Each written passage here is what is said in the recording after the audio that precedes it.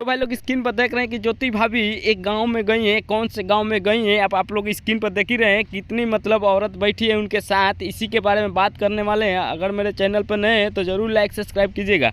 अब बात करते हैं भाई लोग ज्योति भाभी कहाँ गई हैं। तो भाई लोग आप लोग से बता देना चाहता हूँ, ज्योति भाभी का एक कोई रिश्तेदार है, मतलब वहीं पर शादी है, वहीं पर ज्योति भाभी गई हैं। आप लोग स्क्रीन पर देख ही रहे हैं कि ज्योति भाभी से हर कोई मिलना चाहता है, हर कोई सेल्फी उनके साथ खिंचाना चाहता है। एक बात बता देना चाहता हूँ भाई लोग, आप लोग स्क्रीन पर देख ही रहे हैं कि ज्योति भाभी एक बच्चे को लिए, वो भी मतलब कि कोई उनका बच्चा है, वो सेल्फी ले रही दे के उनके साथ।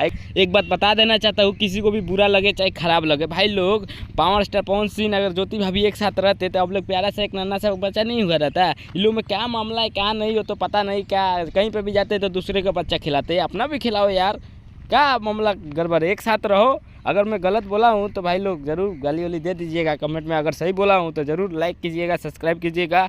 एक बात बता देना चाहता हूँ भाई लोग, पावर स्टार पवन सिंह ज्योति भाभी के आप लोग फैन है तो ज़रूर लाइक सब्सक्राइब कीजिएगा। मिलते हैं अगला वीडियो में, तब तक के लिए गुड बाय।